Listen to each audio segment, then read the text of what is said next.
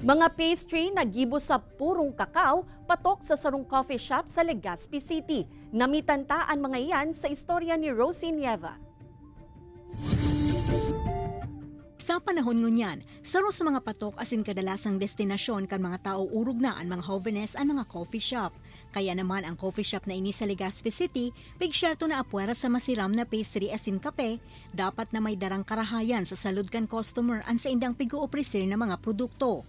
Mahihiling asin mananamitan kay adigdi ang mga healthy and organic pastry na gibo sa purong kakao. All natural ang ginamit na ingredients kung kaya syertong magayon sa lawas kan sarong tao. Siyempre dahil mahahali ang mga pantulak arog kan kape with cacao infusion na talaga namang mapapawaw ka sa siram. Actually, masarap siya. Tapos, hindi siya super tamis, hindi naman super tabang.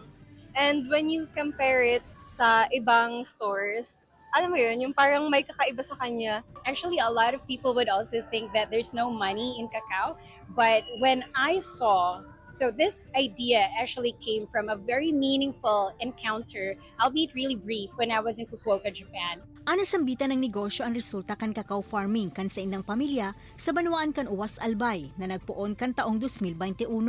Sigon sa may sadiri kan cacao farm na ini, mas nagkusog pa sa ngunyan ang demand kan cacao beans and byproducts asin ang resulta ka ini, mas dakol na mga kababayan ang natatawan ng trabaho. Kasi dati rice field ito, ngayon pag nagbabagyo, naanuhan siya ng mga lupa, natabunan, ngayon ganito na siya, kaya naisipan kong taniman ng kakao. Ang daming health benefits, so that's why we want to cultivate more. So we planted 300 to 400 all-bearing fruits now that is in our farm, kahit maliit lang siya. Piging ganyar maninda ang ibang albayano na mag-engage sa cacao farming, hulit na share to subuot na magayon ang kabuhayan sa likod kaini.